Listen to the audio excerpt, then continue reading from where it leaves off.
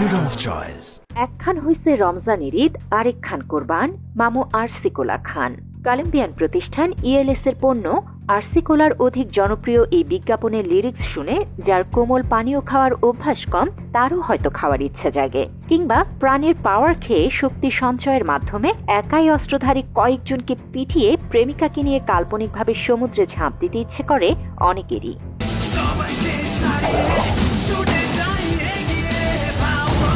Power. চুমুকি action. কল্পনা বাস্তবে পরিণত হোক কিংবা না হোক, বাজারে প্রচলিত সব ধরনের কোমল পানীয় খেলে শারীরিকভাবে ক্ষতির সম্মুখীন হওয়ার সম্ভাবনাই বেশি। শুধু আরসি কোলা কিংবা পাওয়ার নয়, 7 আপ, কোকা কোলা, স্প্রাইট সহ সব কোমল পানীয়তেই কম বেশি ক্ষতিকারক উপাদান আছে বলে বাংলা এডিশনকে দেয়া সাক্ষাৎকারে জানান বাংলাদেশ মেডিকেল কলেজ ও হাসপাতালের বিভাগীয় প্রধান অধ্যাপক ডাক্তার এম তৌহিদুল হক। ড্রিঙ্কসের একটা ইতিহাস আমাদের জানা দরকার। ড্রিঙ্কসটা কি, কোত্থেকে আসলো, কেন আমরা খাই, এর উপকারিতা কি, অপকারিতা কি। আপনার কিন্তু এই কথাগুলো যদি আমি বলতে পারি, আপনার উত্তর কিন্তু অটোমেটিক চলে আসবে। সাক্ষাৎকারের শুরুতেই কোমল পানীয়ের ইতিহাস সম্বন্ধে তৌহিদুল হক বলেন, 1700 শতকে পশ্চিমা বিশ্বে কোমল পানীয়ের প্রথম বাজারজাতকরণ লক্ষ্য করা যায়। তখন পানি এবং লেবুর সংমিশ্রণে কোমল পানীয় তৈরি করা হতো। বিক্রেতারা তখন পিঠে লেবুর শরবতের পাত্র বহন করে মানুষের তৃষ্ণা মেটানোর ব্যবস্থা করত। ধীরে ধীরে বাণিজ্যিকরণের ফলে কোমল পানীয়তে ভেজাল মিশতে শুরু করে বলে জানান ডাক্তার তৌহিদুল হক। 2021 সালের দিকে এই ড্রিঙ্কস পরিবর্তিত হতে হতে পরবর্তীতে কি হলো, কোক, পেপসি, ফান্টা এগুলোর পরিবর্তন হলো।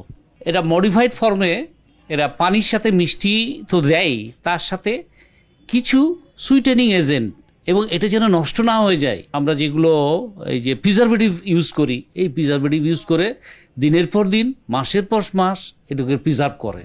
কোমল পানীয় বা সফট ড্রিঙ্কস হলো মাদকবিহীন তরল। বেশিরভাগ কোমল পানীয়তেই কার্বন সমৃদ্ধ পানি, মিষ্টি জাতীয় পদার্থ সহ সুগন্ধযুক্ত পদার্থের উপাদান ক্যাফেইন থাকে।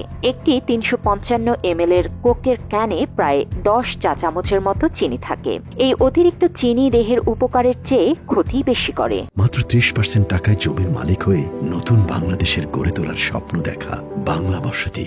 অতিরিক্ত চিনি দেহে গ্লুকোজের মাত্রা বাড়িয়ে দেয়, ফলে দেহে ইনসুলিনের মাত্রা বেড়ে যায়, যা সবার জন্যই ক্ষতিকর, বিশেষত ডায়াবেটিস রোগীদের জন্য।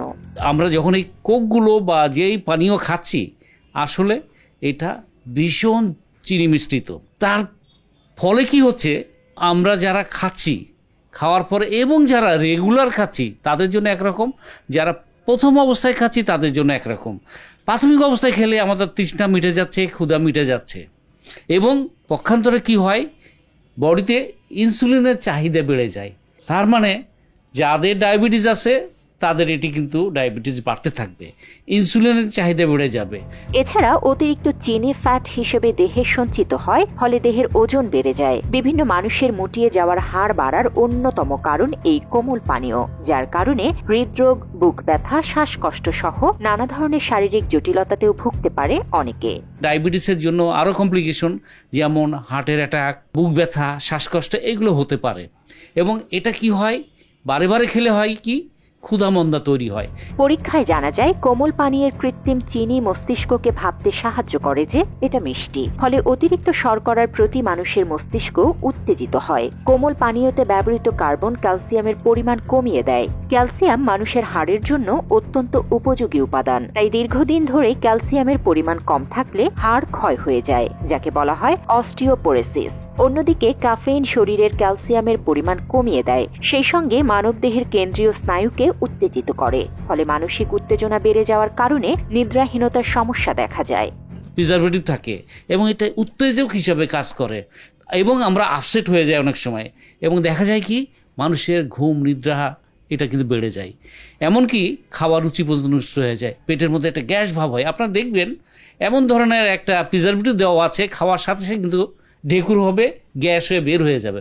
অর্থাৎ উপকার একটাই দেখছি, পানি শূন্যতা কমাচ্ছে, ঢেকুর হয়ে বেড়ে যাচ্ছে। পক্ষান্তরে যদি আমরা কন্টিনিউ খেতে থাকি, দেখা যাচ্ছে পেটের মধ্যে গ্যাস তৈরি হবে, ঢেকুর দেওয়ার ইচ্ছা হবে, ক্ষুধামন্দা হবে, পেটের চামড়াগুলো ব্যথা পেনফুল হয়ে যায়, অনেক সময় প্যানক্রিয়াটাইটিসের মতো জিনিস তৈরি হয়। এসব ছাড়াও কোমল পানীয় খেলে শারীরিকভাবে নানা ধরনের ক্ষতি হতে পারে মানবদেহের। কোমল পানীয়তে সোডিয়াম বেনজোয়েট পদার্থের অস্তিত্ব রয়েছে। ইংল্যান্ডের শেফিল্ড বিশ্ববিদ্যালয়ের একদল গবেষক আবিষ্কার করেছেন সোডিয়াম বেনজোয়েট ডিএনএ ক্ষতিগ্রস্ত ও কর্মক্ষমতা হ্রাসে সহায়ক ভূমিকা পালন করে। সফট ড্রিঙ্কস দেহে অক্সিজেনের পরিমাণ কমিয়ে ক্যান্সারের ঝুঁকি বাড়ায়। ক্যারামেলের রং দৃশ্যমান করতে সফট ড্রিঙ্কসে পলিইথিলিন গ্লাইকোল নামে যে রাসায়নিক উপাদান ব্যবহার করা হয় তা ক্যান্সার সৃষ্টির জন্য দায়ী। এর মধ্যে অনেক ধরনের অ্যাসিড থাকে, সাইট্রিক অ্যাসিড এবং ফসফরিক অ্যাসিড, এই ধরনের অ্যাসিড থাকে। যখন আমরা খাচ্ছি বারে বারে রেগুলার খেলে কি হয়, এই অ্যাসিডগুলো সমস্ত জিআই ট্র্যাক্টের মধ্যে চলে আসে, অর্থাৎ পেট থেকে বের হয়ে মুখ পর্যন্ত এইগুলো চলে আসে। তারপরে অ্যাসিড রিফ্লাক্স হতে পারে, পেপটিক আলসার ডিজিজ হতে পারে, যাদের নাই তাদের হওয়ার সম্ভাবনা থাকে। এবং এতে কি হয়, এমন ধরনের জিনিস আছে যেগুলো ক্যালসিয়াম ডেফিসিয়েন্ট হয়ে যায় শরীরে, যার ফলে অস্টিওপোরোসিস, অল্প বয়সে শরীরে ব্যথা চলে আসে, বয়স্ক মানুষের হাত পায়ে ব্যথা আসবে, গিরাতে ব্যথা হয়, এমনকি হার্ট অ্যাটাকের সম্ভাবনা থাকে। এছাড়া শিশু ও গর্ভবতী নারীরা কোমল পানীয় খাওয়ার ফলে বিভিন্ন ক্ষতির সম্মুখীন হতে পারেন। নারীদের গর্ভপাতের মতো সমস্যাও দেখা যেতে পারে এতে করে। শিশুদের কিডনি বিকল হয়ে যাওয়ার আশঙ্কা রয়েছে। প্রেগনেন্টদের ক্ষেত্রে বিভিন্ন ধরনের অসুবিধা হয়। বাচ্চাদের ক্ষেত্রে কিডনি বিকল হওয়ার পরিসংখ্যান আমরা পেয়েছি, এবং মহিলাদের ক্ষেত্রে গর্ভপাত হওয়ারও সম্ভাবনা থাকে। সুতরাং আমাদের খাওয়ার ক্ষেত্রে খুব কশাস হতে হবে। এসব ক্ষতির কথা মাথায় রেখে কোমল পানীয় কি তবে একেবারেই খাওয়া উচিত নয়? এমন প্রশ্নে ডাক্তার তৌহিদুল হক বলেন, মাঝে মধ্যে পরিমাণে কম খাওয়া যেতে পারে। আমরা ড্রিঙ্কস খাবো অবশ্যই, মাসে যদি একবার দুইবার বা সপ্তাহে একবার খেলেও চলবে। আপনি যদি রেগুলার কন্টিনিউয়াস খান, আপনার হজম হচ্ছে না বলে আপনি খেতে থাকবেন, এটা কিন্তু ওয়াইজ না। পাশাপাশি কোমল পানীয়র মান রক্ষার্থে উপায় বাতলে দিয়েছেন ডাক্তার তৌহিদুল হক। সিগারেটের গায়ে যেমন লেখা থাকে ধূমপান স্বাস্থ্যের জন্য ক্ষতিকর, তেমনি সফট ড্রিঙ্কস উৎপাদনকারী প্রতিষ্ঠানগুলোকেও এমন সতর্কতামূলক প্রচারণা চালানোর আহ্বান জানান তিনি। একই সঙ্গে স্বাস্থ্যকরভাবে কোমল পানীয় উৎপাদন করারও আহ্বান করেন তৌহিদুল হক। ধূমপানের ক্ষেত্রে বলা আছে ধূমপান স্বাস্থ্যের জন্য ক্ষতিকর, তা জেনেও কিন্তু আমরা অনেক টাকা দিয়ে খাচ্ছি। সেই ক্ষেত্রে ড্রিঙ্কসের ক্ষেত্রে আমাদের এরকম একটা নিয়ম থাকা উচিত।